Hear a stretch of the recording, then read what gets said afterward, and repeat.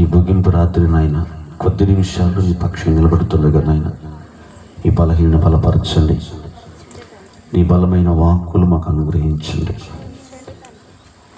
మీరెవరో మీ ఉనికి ఏంటో నాయన మాట్లాడుతుండగా ఈ సమాజానికి తండ్రి నీ ఉనికిని చాటాలని జగతి పునాది వేయబడక మునిపే నాయన మీరు ఉద్దేశించిన మాటలు కొద్ది నిమిషాలు తండ్రి నీ పిల్లల మనసులో పెట్టుచుండగా తండ్రి ఆశ కలిగిన ప్రాణాలని వాక్యముతో బలపరచండి. వారు వచ్చిన ఉద్దేశాలను అని మీరు దీవించండి. ముగింపు ప్రార్థనలో మమ్మల్ని అందరూ దీవించాలని ప్రార్థన చేస్తూ యేసు పరిశుద్ధ నామమున ప్రార్థిస్తున్నాను తండ్రి, ఆమేన్.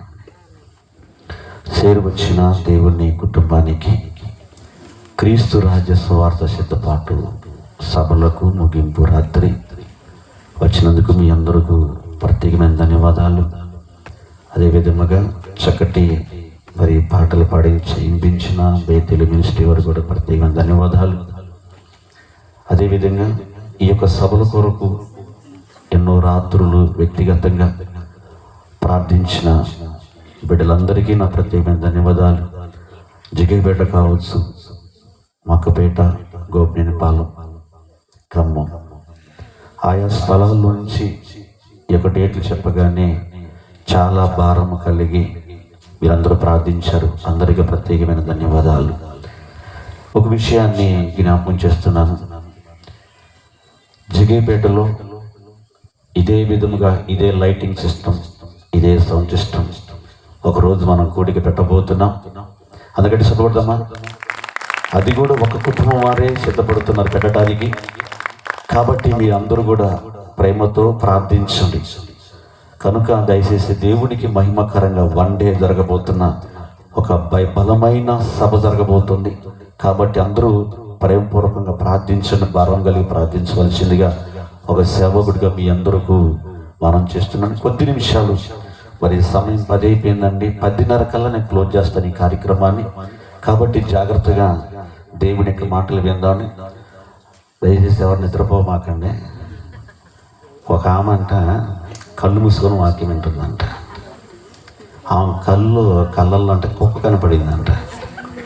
కుక్క కనపడితే కుక్క అనుకొని ఎదురుగున్న మంది ఒక్క తనిందంట.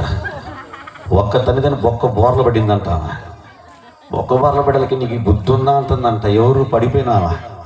ఆమె అంటుంది నీకు బుద్ధి ఉందా అంటుందంట. ఆమె అయ్యగారు ఏం చెప్పిండు? ప్రార్థన పూర్వకంగా వాక్యం విందామండ. ఆ ప్రార్థన పూర్వకంగా విందామంటే నిద్రపోమన్నట అయ్యగారు.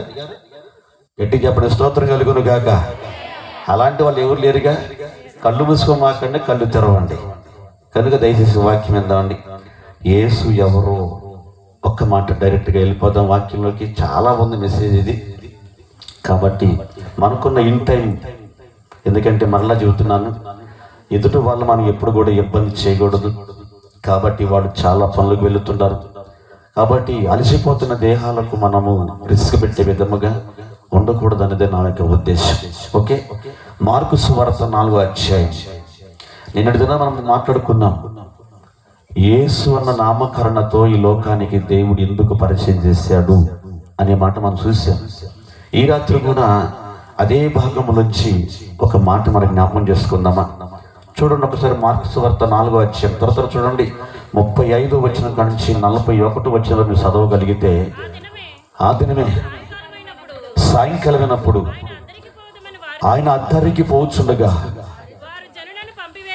వారు జనులను పంపివేసి ఆయన ఉన్న పట్టున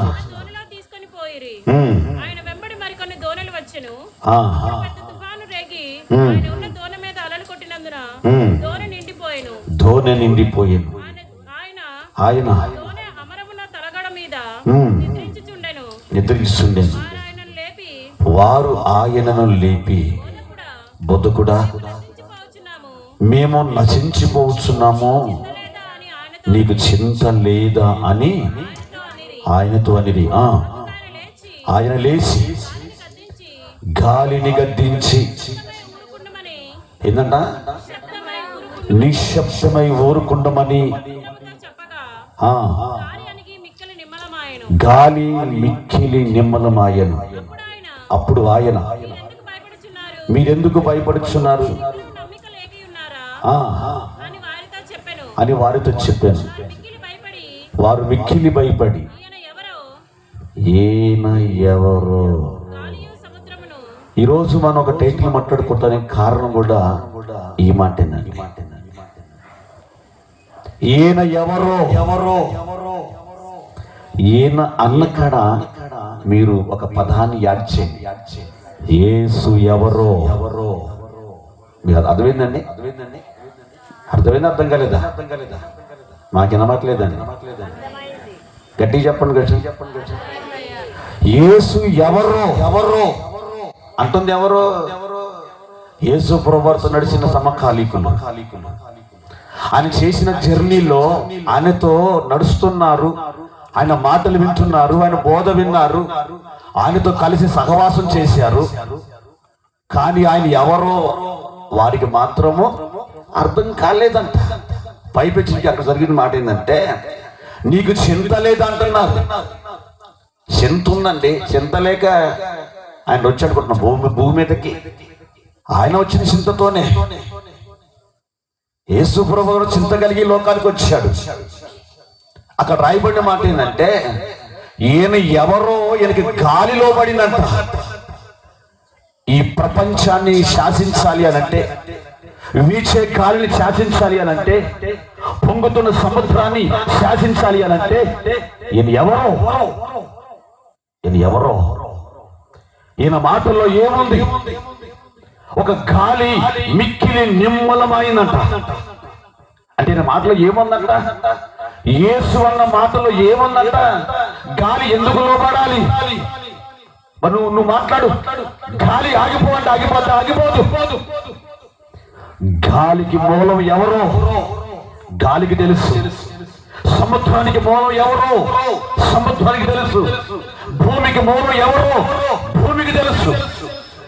భూమి ఒడిలో బతుకుతున్న మనిషికి మాత్రం యేసు ఎవరో అర్థం కాలేదు. స్తోత్రం కలుగును గాక.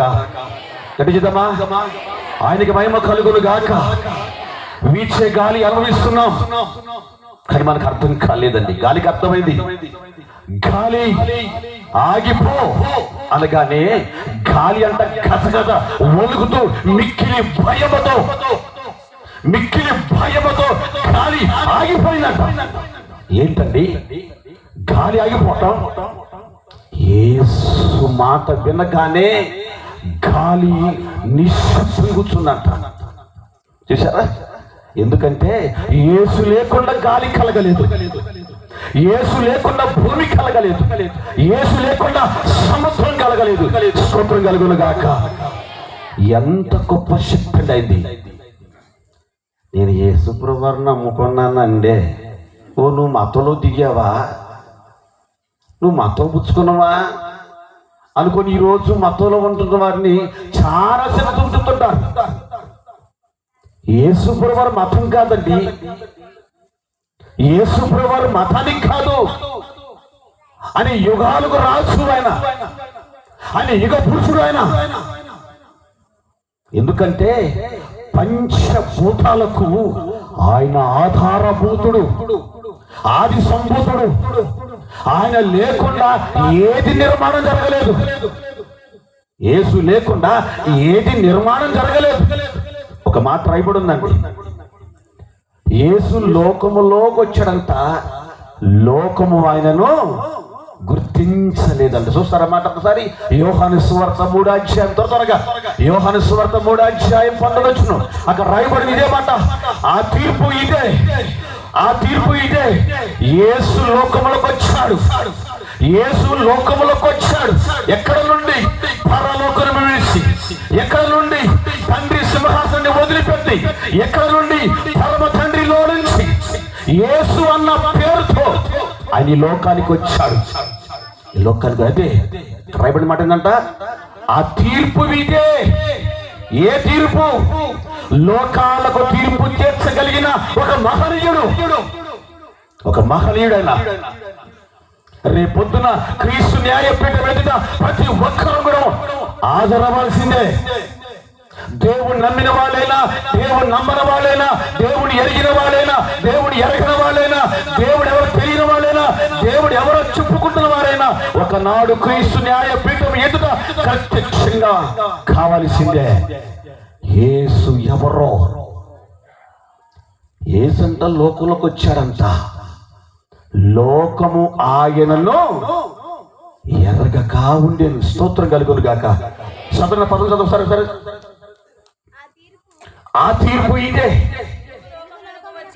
నువ్వు చదువున్నాను ఇక్కడ, మీరాగండి ఒకసారి. ఒకసారి స్పష్టంగా అర్థం కావాలి. ఆ తీర్పు ఇదే.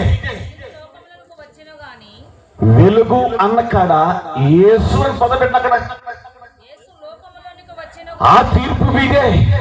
యేసు లోకములోకి వచ్చాను కానీ లోకములో ఉంటున్న క్రియలు చెడ్డవి, అంత మంచివి కాదు. మనిషి ఎందుకు పుట్టాడో, మనిషి ఎందుకు బతుకుతున్నాడో, అసలు మనిషి ఉనికి ఏంటో, మనిషి జీవితం ఏ పాటిది అన్న సంగతి మర్చిపోయి ఈ లోకంలో ఏదో సాధిస్తున్నామన్న బలముతో, ఖండ బలముతో, అండ బలముతో, లేకపోతే అనేక జ్ఞాన బలముతో, బుద్ధి బలముతో ఈరోజు అనేక రకాలుగా మనిషి తనకున్న బలాన్ని చూసి విర్రబిగుతున్నవాడు చెబుతున్న మాట ఏంటంటే వారి క్రియలు చెడ్డమైనందున మనుషులు యేసును ప్రేమించక, మనుషులు వెలుగుని ప్రేమించకంటే యేసును ప్రేమించక. యేసు నమ్ముకుంటే మనకు వచ్చేది ఏంటంటే వాళ్ళకి, యేసు నమ్ముకుంటే మనకు దొరికేది ఏంటంటే వాళ్ళకి, యేసు నమ్ముకుంటే మనకి ఏంటి వాళ్ళకి వచ్చే లాభం ఏంటి వాళ్ళకి. మన సమయం వేస్ట్ అయిపోతుంది. మనకెంతో చాలా బిజీ వాళ్ళకి, మనకెంతో బిజీ కదా. చూసారా, యేసు నమ్ముకునేది ఎవరండి? ఎవరో కూటికి కూడి లేని వాళ్ళు వేసి నమ్ముకుంటారు, గూడు లేని వాళ్ళు వేసి నమ్ముకుంటారు, ఇల్లు లేని వాళ్ళు వేసి నమ్ముకుంటారు, ఎవడే జీవితంలో ఇలువ లేని వాళ్ళు వేసి నమ్ముకుంటారు. ఇది లోకానికి తెలిసింది, ఇది లోకానికి తెలిసింది. దీని వెనుకున్నది ఒక మహాశక్తి, దీని వెనుక ఒక మహాశక్తి ఉంది. యేసు లోకములోకి వచ్చాడు. ఎవరి కోసమో? మన కోసమే. ఎవరి కోసమో? నీ కుటుంబం కోసం, నా కుటుంబం కోసం వచ్చాడు ఆయన. ఎవరి కోసమో? నీ కొరకు, నా కొరకు వచ్చాడు ఆయన లోకానికి. కానీ లోకము తన క్రియలు చెడ్డమైనందున యేసుని ప్రేమింపక లోకాన్ని ప్రేమించారంట. ఎందుకో? లోకంలో చాలా ఉన్నాయి మనిషి సుఖపడటానికి. కోరుకున్న కోరికలు ఎన్నో ఉన్నాయి లోకములో, ఎన్నో ఆశలు ఉన్నాయి. ఈ రోజు మనుషులు ఆశల వలయములో, మనుషు ఆశల వలయములో మనిషి పడిపోయి జీవిత విలువని ఎరగక, జీవిత విలువ ఎరగక, కుటుంబ విలువ ఎరగక, ఎందుకు పుట్టామో విలువ ఎరగక, కోరుకున్న కోరిక పక్కన పెట్టి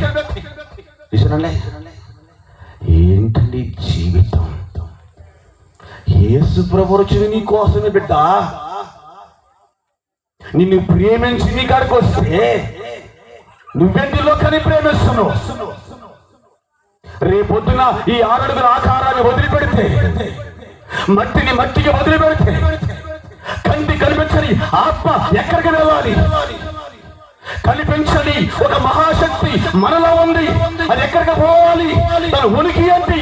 ఈ లోకంలో ఏ జ్ఞాని అడగని చెబుతారేమో. నువ్వెక్కడి నుంచి వచ్చావో, ఎక్కడికి వెళ్ళిపోవాలో ఈరోజు ఎవరికి అర్థం కావటం లేదండి. డబ్బు ఉంది కదా మనం బతకొచ్చు, మనం అందం ఉంది కదా బతకొచ్చు, మనం బలం ఉంది కదా బతకొచ్చు, మనం జ్ఞానం ఉంది కదా బతకొచ్చు మనం అనుకుంటుంది లోకం. అందుకే లోకము దాని క్రియలు చెడ్డవి. చెడ్డవి అంటే మనుషులకు ఉపయోగపడేవి కావు. కుటుంబాలను పాడు చేసేయి, జీవితాలను నాశనం చేసేయి. ఈరోజు కుటుంబాలలో కుటుంబ విలువలు తెలియక, భర్త విలువ భార్యకు తెలియక, భార్య విలువ భర్తకు తెలియక ఈరోజు కుటుంబాలు సర్వనాశనం వైపు నడుస్తున్నాయి. ఎందుకు పెళ్లి చేసుకోవాలి? ఎందుకు కాపురం చేయాలి? ఎందుకు కుటుంబాన్ని కట్టుకోవాలి? ఎందుకు పిల్లలు కనాలి? అర్థం కాకుండానే జీవిత జర్నీ సాగుతుంది ముందుకి. యేసు ఎవరో కుటుంబానికి అర్థం కాల. స్తోత్రం కలుగును గాక. హల్లెలూయా. ఈరోజు ప్రపంచం అంతా శబ్దకిరండి. భర్తను భార్య మోసం చేస్తుంది, భార్యని భర్త మోసం చేస్తున్నాడు ఈరోజు. ఉదయం లేచిన కానించి పండుకునేంత వరకు సోషల్ మీడియాలో ఇదే జరుగుతుంది. భర్తను చంపిన భార్యలు, భార్యను చంపిన భర్తలు లేచిన కానించి వినలేకపోతున్నాయి వార్తలు. క్షణ సుఖాన్ని కోరుకుంటున్నారు, చిన్న సుఖాన్ని కోరుకుంటున్నారు, అనంతకాల జీవితం మర్చిపోతున్నారు.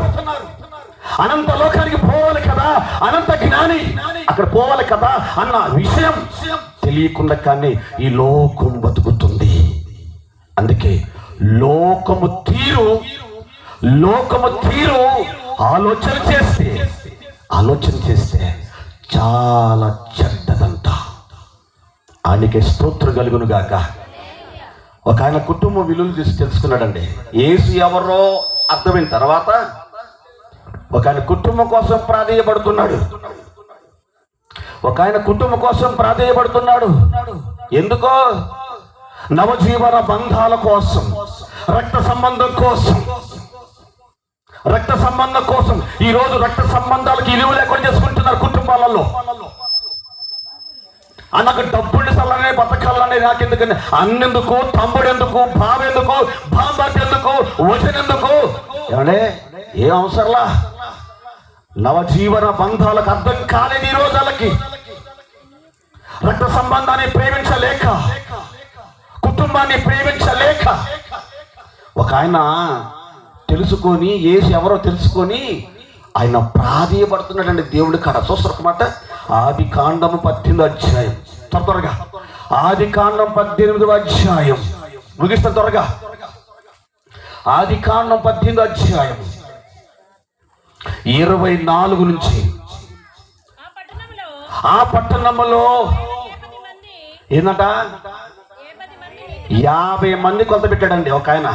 ఈయన ఎవరో మీకు తెలుసు. ఇప్పుడు ఈయన ఎవరంటే ఈయన విశ్వాసులకు తండ్రి. ఈయన విశ్వాసులకు తండ్రి. ఈయన అంటున్నాడు, దేవుడి సన్నిధికి పోయాడు, దేవుడి సన్నిధిలో సాగిలపడి ఆయన ప్రార్థన చేస్తున్నాడు. ఏమని? దేవా, ఒక పట్టణం ఉందయ్యా, ఆ పట్టణంలో 50 మంది నీతిమంతులుంటే ఉంటే నీతిమంతులు కాపాడతావా అంటున్నాడు. ఎవరి కోసం ఈ ప్రాధేయత? ఎవరి కోసం ఈ పాకులాట? ఏ బంధం కోసం పాకులాట? ఏంది? రక్త సంబంధం అండి. రక్త సంబంధం కోసం పాకులాడుతున్నాడు ఒక ఆయన. ఎక్కడ? దేవుని సన్నిధిలో రక్త సంబంధం కోసం పాకులాడుతున్నాడు. ఎందుకంటే యేసు ఎవరో తెలుసుకున్న తర్వాత, దేవుడు ఎవరో తెలుసుకున్న తర్వాత అబ్రహాముకు తెలిసింది యేసు ఎవరో. అదేంటండి? అబ్రహాము కాలం ఎప్పుడు, యేసు ప్రభువు కాలం ఎప్పుడు అనుకుంటున్నారా? యేసు ప్రభువారు ఈ లోకానికి రాక మునుపు ఆయన వాక్యమై ఉన్న దేవుడు. స్తోత్రం కలుగును గాక. ఎన్నో సందర్భాలలో వాక్యం ప్రత్యక్షమైన అబ్రహాముకి, అబ్రహామా భయపడకో, నేను నీ కేడమును, నువ్వు భయపడకో అన్నాడు. ఎవరు చెప్పింది మాట? సాక్షాత్తు ఆకాశాన్ని భూమికి శిలువ వేయబడిన ఒక మహనీయుడు నోట నుండి వచ్చిన మాట అది. ఎంత గొప్ప మాట అండి అదలకి. ఆ మాట విన్న అబ్రహాము దేవుడు ఎవరో తెలుసుకొని ఇగో కుటుంబం కోసం పాకులాడుతుండండి దేవుని సన్నిధిలో. దేవా, అయ్యా 50 మంది ఉన్నారయ్యా నీతిమంతులు, ఈ 50 మందిని బట్టి ఆ పట్టణాన్ని కాపాడుతావంటే కాపాడతా అన్నాడు. ఎవరు? దేవుడు. మళ్ళీ బేరం వచ్చింది. ప్రభా 50 మంది ఉండరేమో, 45 మంది ఉంటారేమో ప్రభు అంటే, అయినా సరే చూపించన్నాడు. మళ్ళీ అడుగుతాడు, దేవా 45 మంది ఉండరేమో, ఒకవేళ 40 మంది ఉంటారేమో చూపించు, పర్వాలేదు. దేవా 40 మంది ఉండరేమో, 35 మంది ఉంటారేమో చూపించయ్యా, పర్వాలేదు. దేవా 35 మంది ఉండరేమో, 30 మంది ఉంటారేమో చూపించు నాయన, పర్వాలేదు. దేవా 30 మంది ఉండరేమో, 25 మంది ఉంటారేమో ప్రభా చూపించు, పర్వాలేదు. చిన్నగా వచ్చింది. ఎక్కడికి వచ్చింది బేరం? 10 మందికి వచ్చింది బేరం. దేవా 10 మంది ఉంటారేమో ప్రభువా. ఎవరి కోసం నీ పాకులాట? రక్త సంబంధం. ఈరోజు అక్క ఎవరండి? అక్క ఎవరికండి? తమ్ముడు ఎవరికండి? అన్న ఎవరికండి? బాంబర్ది ఎవరికి? బావ ఎవరికి? ఏం అవసరం మనకి? డబ్బుంటే చాలు మనకి, బతకగలం. ఏ బలం లేకపోయినా పర్వాలేదు, ఏ అండ లేకపోయినా పర్వాలేదు. కానీ ఈరోజు మనిషి పొరబడుతున్నాడు. ఎందుకంటే అబ్రహాముకి ప్రపంచానికి ధనవంతుడు అబ్రహాం, కానీ ఆ బంధాన్ని ముందు డబ్బుని సోట్లేదండి. అబ్రహాం సమస్తాన్ని పక్కన పెట్టి అయ్యో ఒకవేళ నా అన్న కొడుకు లేదా తమ్ముడు కొడుకు చనిపోతాడేమో, నా తమ్ముడు కొడుకు చనిపోతాడేమో అని ఒక లోతు కోసం కన్నీళ్లు కారుస్తూ ప్రాధేయపడుతూ సాగిలపడుతుంటే ఈరోజు కుటుంబాలలో రక్షణ పొందుకొని బాప్తిసం పొందుకొని నీ కళ్ళ ముందు నీ కొడుకు పాడైపోతుంటే, నీ కళ్ళ ముందు నీ భర్త పాడైపోతుంటే, నీ కళ్ళ ముందు నీ భార్య పాడైపోతుంటే, నీ కళ్ళ ముందు నీ కొడుకులు రోడ్డును చూడగా మారిపోతుంటే, నీకు ఏ చింత లేకుండా నువ్వు నిద్రపోతున్నావంటే నువ్వు ఎవరివి? నువ్వు చర్చికి వెళ్ళి ప్రార్థన చేస్తుంటే నీ కొడుకు ఎక్కడున్నాడు? ఏం నేర్పుతున్నావు కుటుంబానికి? ఆలోచిద్దాం ప్రియమైన వారలారా, ఆలోచిద్దాం. యేసు ఎవరో నీ కుటుంబానికి తెలిస్తే నువ్వు నిద్రపోవు. యేసు ఎవరో నీకు తెలిస్తే నువ్వు నిద్రపోవు. ఒక్క రాత్రి కూడా నువ్వు నిద్రపోవు. అనంత లోకాన్ని కనబడతా ఉంటది. అయ్యో నేను కూడా అక్కడ వ్యక్తుల కదా, నాతో పాటు నా తమ్ముడు రావాలి, నా అన్న రావాలి, నా చెల్లి రావాలి. ఎవరికుంది బాధ? ఎవరికుందని బాధ? హాయిగా నిద్రపోతున్నాం. ఎవరి దగ్గర పోతే నాకెందుకు కట్టాలి కళ్ళకి? నాకు ఎవడు అవసరం లేదు కళ్ళకి. ఎవడి బలం నాకు అవసరం లేదు, ఎవడి బలం నాకు అవసరం లేదు. నేను సింగిల్ హ్యాండ్, నేను ఎలాగైనా పోతా కళ్ళకి అనుకుంటున్నావు. ఈరోజు సమాజంలో అనుకుంటున్నావు సమాజంలో. కానీ అంటున్నాడు అబ్రహాం, అయ్యా నా రక్త సంబంధాన్ని కాపాడు ప్రభువా, నా రక్త సంబంధాన్ని కాపాడు ప్రభువా అని కన్నీళ్లు కారుస్తూ ప్రాధేయపడుతుంటే ఈరోజు నువ్వు ఎలా నిద్రపోతున్నా? వాళ్ళకి కళ్ళ ముందు కనబడుతున్న మనిషిని ప్రేమించకపోతే ఎక్కడో ఉన్న దేవుణ్ణి ప్రేమిస్తావంట. ఎలా ప్రేమిస్తావు? లేచిన కానించి అసూయతో, క్రోధముతో, కక్షలతో, భేదాలతో, ఎన్నో రకరకాల ఆలోచనలు బతుకుతుంటే నిన్ను ఎలా ప్రేమిస్తాడు దేవుళ్ళకి? వద్దండి, ఈ లోకంలో ఉన్నవన్నీ అశాశ్వతమై ఒక్కటే శాశ్వతం. యేసు ఎవరో నీకు తెలిస్తే, నువ్వు గుర్తెరిగితే, నీ కుటుంబం కోసం నువ్వు ప్రాధేయపడితే నీ కుటుంబం క్షేమముగా దేవుని సన్నిధిలో ఉంటది. స్తోత్రం కలుగును గాక. ఒక మాట లోకాసువార్త 12వ అధ్యాయం, త్వరగా లోకాసువార్త 12వ అధ్యాయం. అక్కడ రాయబడిన ఒక విషయం, ఇది మనం బాగా తెలిసిన విషయాలకి, కానీ అక్కడ రాయబడిన విషయం చెప్పనా?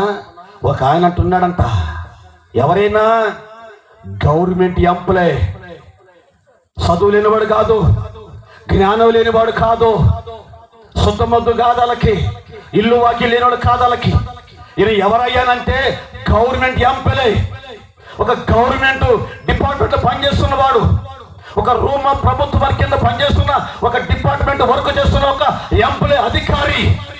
ఈరోజు చిన్నపాటి ఉద్యోగం అంటే ఈరోజు సండే కానీ పట్టలేదు, ఆదివారం కానీ పట్టలేదు వాళ్ళకి దేవుడి సన్నిధికి రావడానికి. వాళ్ళకి ఏంటమ్మా ప్రార్థన కంటే చాలా బిజీ, చాలా బిజీ. ఇక్కడ రాయబడి ఉంది, ఒక చెక్కయ్య అనే పేరు మనకు కనబడుతుంది. ఈయన ఎవరు చెప్పనా? సుంకపు గుత్తాదారుడు. ఎవరంట?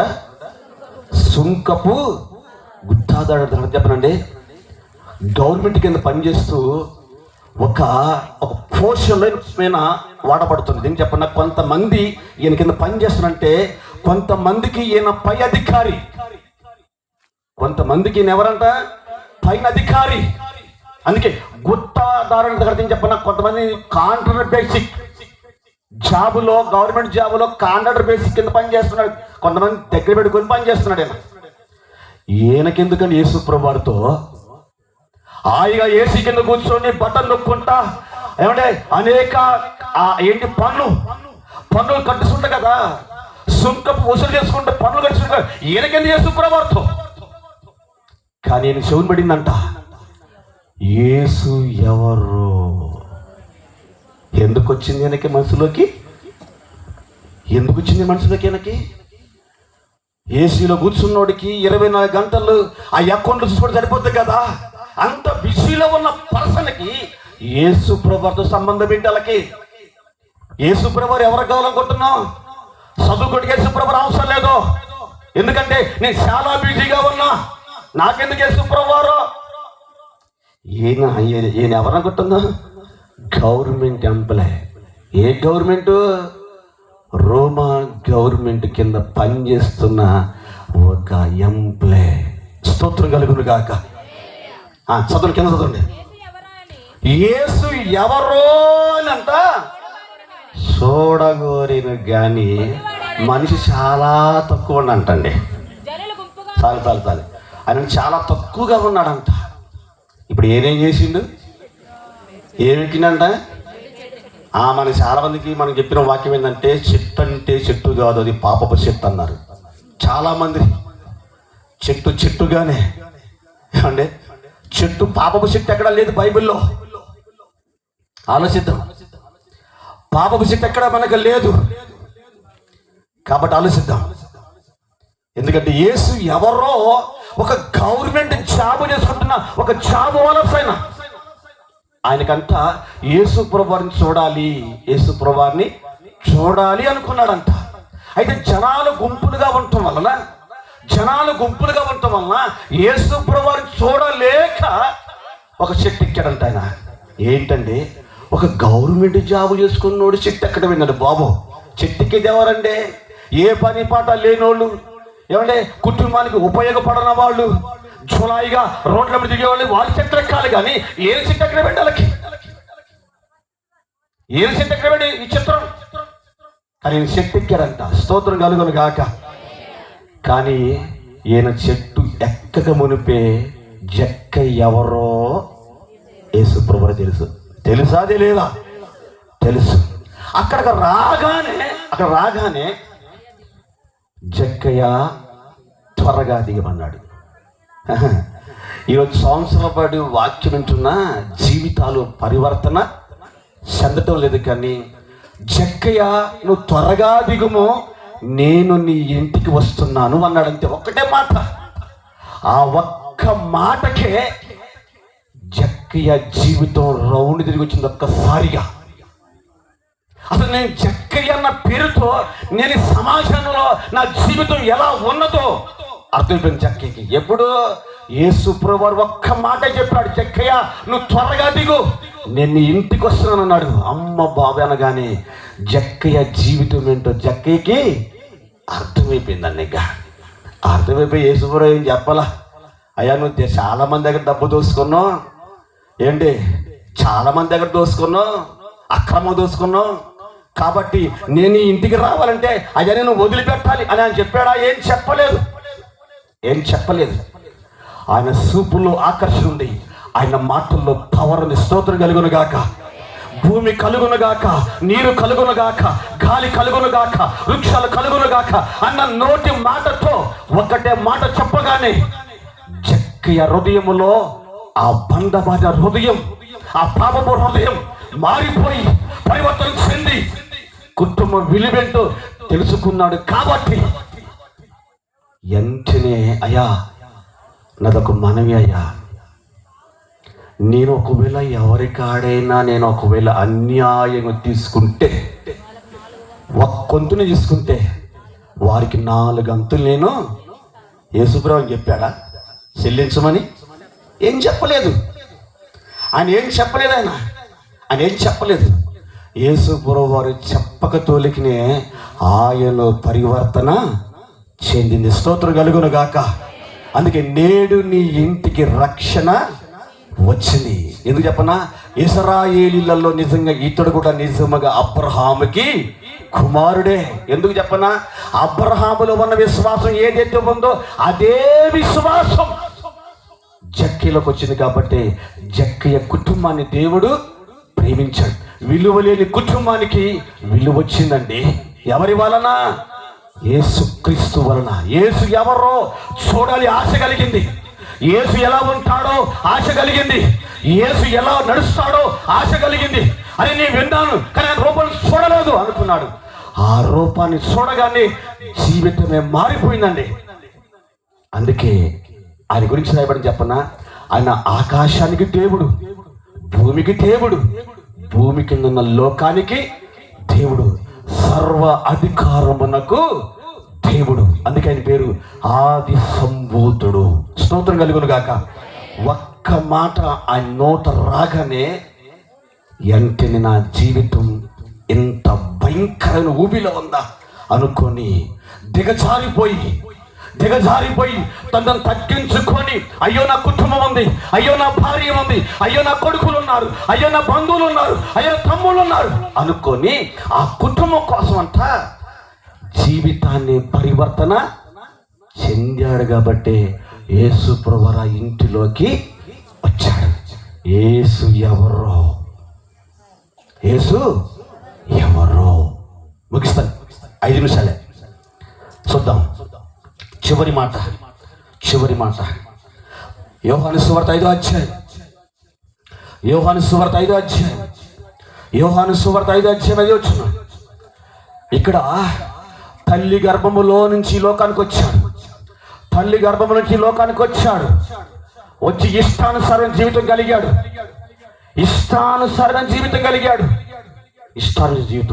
అందుకే ఈయనంట 38 సంవత్సరాల నుంచి అంట మంచానికి పరిమితం అయ్యాడు. స్తోత్రం కలుగును గాక. అక్కడ ఉన్న పదం ఉందా కదా, చదువుకోండి. 38 సంవత్సరాలు అంట మంచానికి పరిమితం అయిపోయాడు. నరాలు పని చేయట్లేదు, ఎముకలు పని చేయట్లేదు. సత్య శవములాగా జీవము లేకుండా మంచంలో పడిపోయి, కుటుంబము ఆదరించేవారు లేరు వాళ్ళకి, అన్నం పెట్టేవారు లేరు వాళ్ళకి, నీళ్లు పోసేవారు లేరు వాళ్ళకి. ఎంత భయంకర జీవితము. ఆ మనసులో పండుకొని మూలుగుతూ అమ్మ అనిపించిన పలికే నాదు లేక, చీకటి గదిలో, చీకటి మంచములో, చీకటి వ్యాధితో 38 సంవత్సరాలు చేసిన పాపానికి అనుభవించే విధముగా ఆ తీర్పు ఇదే అతని కుటుంబం మీదకి వచ్చింది. చూసారా ఎంత భయంకరం శిక్ష అది. స్తోత్రం కలుగును గాక. ఆయన చూశాడేనా ఎవరిని? 38 సంవత్సరాల నుంచి రోగంతో మునుగుతుంటే కొడుకు పిలుస్తున్న కొడుకు మాట్లాడలేదు, భార్య పిలుస్తున్న భార్య మాట్లాడలేదు, పిల్లలు పిలుస్తున్న పిల్లలు మాట్లాడలేదు. కానీ ఈయన్ని యేసు చూశాడండి. ఈయన్ని ఎవరు చూశారు? యేసు చూశాడు. కన్నవారు మర్చిపోయినా, కట్టుకున్న వారు మర్చిపోయినా, రక్త సంబంధం మర్చిపోయినా, బంధువులు మర్చిపోయినా, అయిన వారు మర్చిపోయినా, పుట్టించిన వాడు పట్టించుకున్నాడు ఆయన్ని. స్తోత్రం కలుగును గాక. మనిషిని పుట్టించిన ఆయన కాబట్టి, అందుకే పుట్టించిన వాడు ఆయన పట్టించుకున్నాడు. ఒకవేళ ఆయనే పట్టించుకోకపోతే నీ జీవితం ఏమైపోద్దో నువ్వు అంటావు కదా భగవంతుడని. ఆ భగవంతుడే ప్రభు అయిన యేసుక్రీస్తు వారి. స్తోత్రం కలుగును గాక. గడిచిదమా. అందుకే యేసు ఎవరో మీకున్న చిన్న జీవితమే. ఏ రోజు ఏం జరిగిందో మనకి ఎవరు తెలియదు. వాళ్ళకి ఇందులో కనబడుతూ అందులో మాయమైపోతాం. కాబట్టి ఈ చిన్న అల్పమైన జీవితానికి మన బలం కానీ, మన కండలు కానీ, మన జ్ఞానం కానీ, మన డబ్బు కానీ, మన హోదా కానీ, మన స్టేటస్ కానీ ఏది మనకు అడ్డు రాకుండా పక్కన పెట్టి బంధుత్వాన్ని ప్రేమిద్దాం, బంధాలను ప్రేమిద్దాం, కుటుంబాలను ప్రేమిద్దాం, కట్టుకున్న ప్రేమిద్దాం, వాళ్ళ కోసం బతుకుదాం, బ్రతుకునిచ్చిన దేవుని కోసం ఆలోచిద్దాం. నిత్య రాజ్యానికి చేరుకున్నాం. క్రీస్తు రాజ్య సువార్త సభలు అంటే చెప్పామంటే ఇగో సకల ప్రజలకు సాక్షార్థమై ఈ రాజ్య సువార్త ప్రకటించబడుతుంది. ఎందుకయ్యా ఈ రాజ్య సువార్త అంటే, ఈ రాజ్య సువార్త విన్నవాడు ఎన్నోవాడు నరకానికి పోడు, పాతాళానికి పోడు. ఎందుకంటే అగ్ని ఆరదు, ఆత్మ సావదు. అక్కడ పోవడానికి కారణం ఏంటంటే ఏ స్వార్థం నమ్మావో, ఏ మాట నమ్మావో ఆ మాట నీ కుటుంబానికి ఊపిరి పోసింది. ఎందుకంటే పుట్టించిన వాడు నిన్ను పట్టించుకున్నాడు. స్తోత్రం కలుగును గాక. యేసు ఎవరో, యేసు ఎవరో ఆలోచించండి. ఈరోజు నిజంగా మీ కుటుంబాల కోసం ఒకవేళ నువ్వు నిజంగా నువ్వు ఆలోచిస్తే నువ్వు నిద్రపో. కాబట్టి దేవుడు మనకి ఇచ్చిన గొప్ప అవకాశం. నేను కూడా కనపడే ఒకవేళ రేపు ఉంటానో నాకు తెలియదు, మరలా ఈ ప్రాంతంలో మళ్ళీ వస్తారో తెలియదు. నేనే పార్టీ పడినండి. కాబట్టి నా మాటల్ని ముగిస్తున్నాను. ఆలోచించండి. మీ చేతులు దండబెడుతున్నాను. మీ రక్త సంబంధాలను ఎప్పుడు కూడా నిర్లక్ష్యము చేయకండి. రక్త సంబంధం కోసం పాకులాడండి. అబ్రహాములాగా మీకు ప్రాధేయ దేవుడు పెడతాడు. దేవుడి నామానికే మహిమ కలుగునుగాక. హల్లెలూయా. ఈ వాక్యం మన వినికిడిలో ప్రత్యక్షంగా పరోక్షంగా వింటున్న వారందరికీ దేవుడి ఈ వాక్యము ద్వారా వారి కుటుంబాలను దీవించునుగాక. ఆమేన్.